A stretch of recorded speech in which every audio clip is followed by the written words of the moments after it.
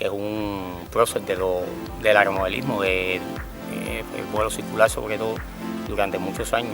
Entonces, en honor a él queremos restaurar ese modelo y además mantenerlo con la misma matrícula, que bueno, de eso nos puede hablar mejor el hijo de él. No hay problema en eso. El avión del viejo lleva muchos años colgado en la pared, va bastante deteriorado, pero se puede salvar todavía. Yo muy contento que el avión vuelva para el aire y más con los colores y el número para mí. Y yo me comprometo a ir a tu casa.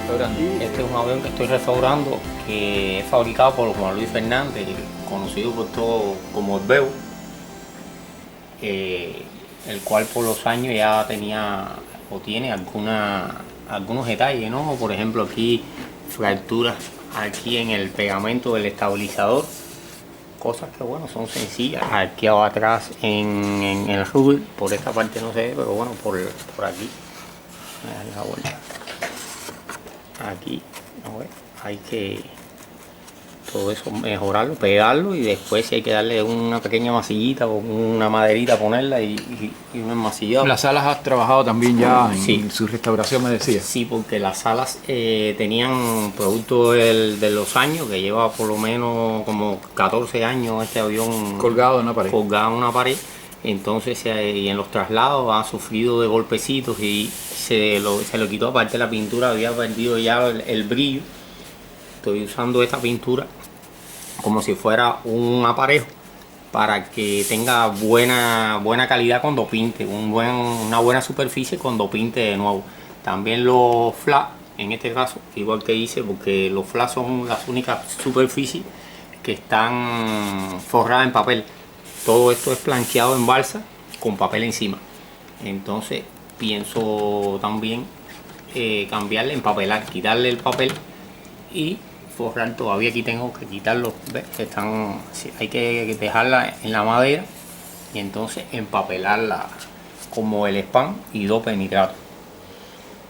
Algunas, ¿no ves? Aquí estas fisuras, lijar para quitar lo más posible, que aquí tiene una reparación.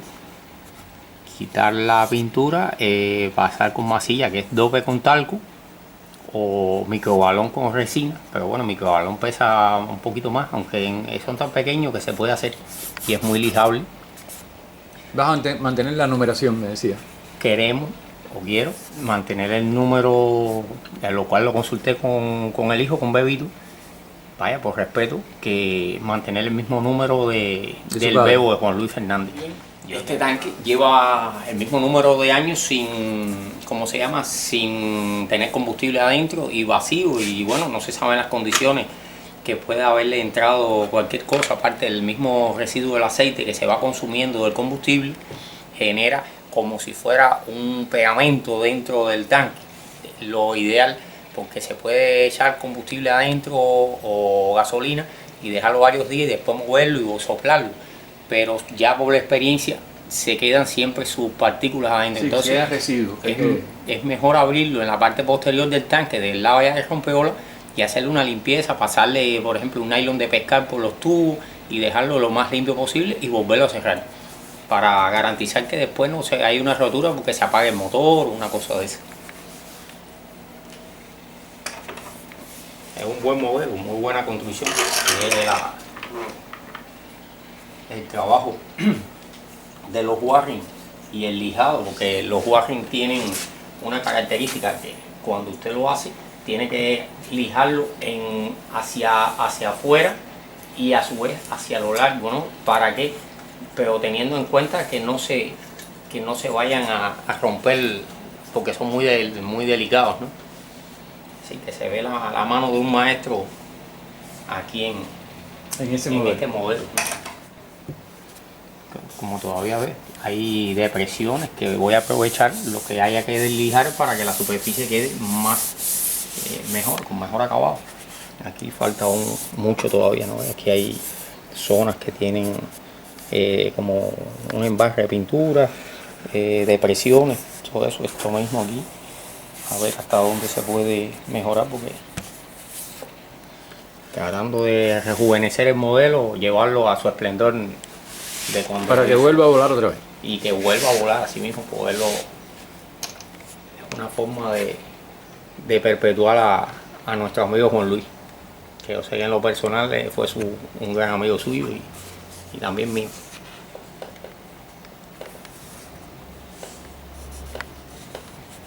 Bueno, ahora voy a aprovechar para conocer un poco de tu historia personal. Bueno, yo comencé en la niñez, en la actividad del remodelismo allá por el año 80.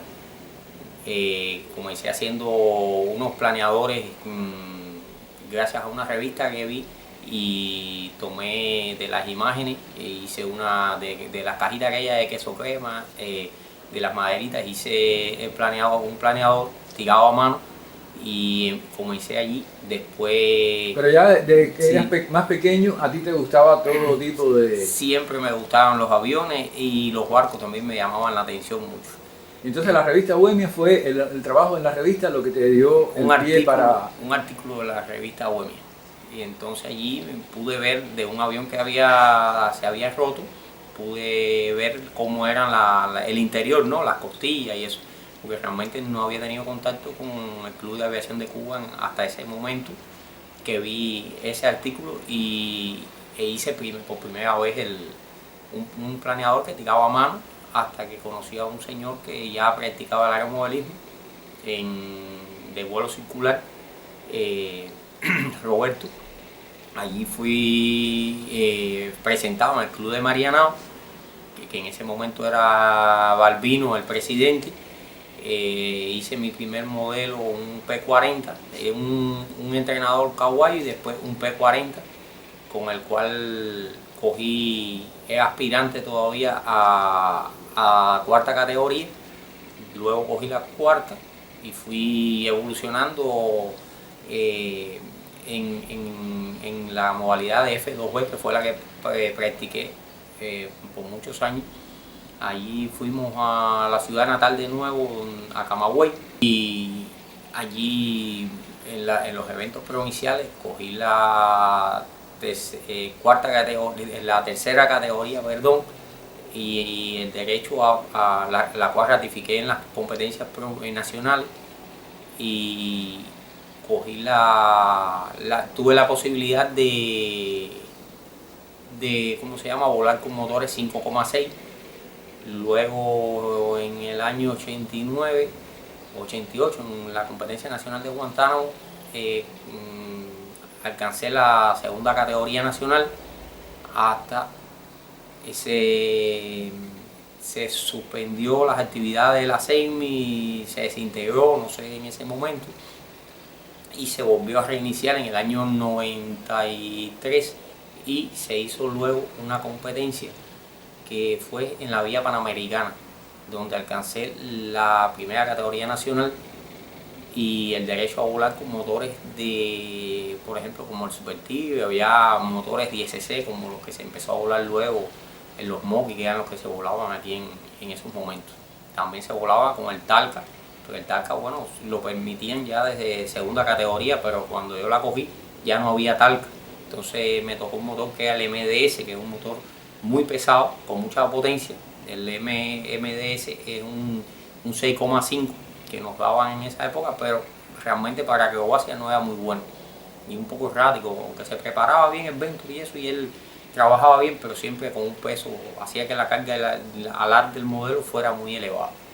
Allí estuvimos, después que alcancé la primera categoría nacional, estuve participando por Camagüey en los eventos que se hicieron, que como ya no había, ya la SEMI desapareció y no auspiciaba, como dije anteriormente, fueron los eventos que se hicieron en Santa Clara, la Copa Cristal, que fue auspiciada por el Chino Wong, un compañero del deporte, que tuvo la genial idea de crear un evento en el cual podíamos participar primeramente los compañeros que de la modalidad F2B, porque era la que él practicaba, que luego también se amplió y se hizo, se introdujo radiocontrol, una competencia nacional que se hizo allá en en Santa Clara también apoyados por él. Sí, pero la Copa Cristal era fundamentalmente vuelo circular. Correcto, era de vuelo circular. Allí en la Copa Cristal alcancé algunos sexto o cuarto lugar, nunca un lugar destacado de los primeros. Porque es que en esa época era un grupo bastante nutrido. Por provincia íbamos, por ejemplo en Camagüey ya empezó a ir, como no era que hacíamos una provincial y después quedaba, ¿cómo se llama? Discriminado uno u otro, íbamos por invitación, entonces iba Víctor, aunque quedara en segundo lugar, iba de todas formas. Podían ir hasta 2 o 3 compañeros por provincia. De La Habana iba un buen grupo, iba en aquella época Miguelito, Castillo, de los kamikazes que le llamábamos cariñosamente Miguelito y Alejandro Kamikaze, que son Castillo apellido, Alejandro Castillo y Miguelito Castillo, Raudelito, que bueno, Raudelito se incorporó como en una de las últimas, porque él estaba primero en Rusia y después estaba en Cienfuegos, entonces ya se unió al grupo también, ya creo que fue en el 96, estaba Enrique Díez, su esposa Lice, que volaba aviones también, Víctor Núñez, que ya lo dije. Bueno, había un grupo, Ñiqui, Antonio Rubio, de aquí de La Habana, Ulises Silborrego. Cuéntame lo último que estás haciendo para ti. Bueno, tengo 2 proyectos. Uno, el más inmediato, es un avión para un Retro Discovery 68, que es de los mejores motores que se utilizan actualmente, todavía de combustión, porque ya se está usando mucho en el vuelo circular los motores eléctricos, como me había referido antes y usted también, y entonces eso es para F2B.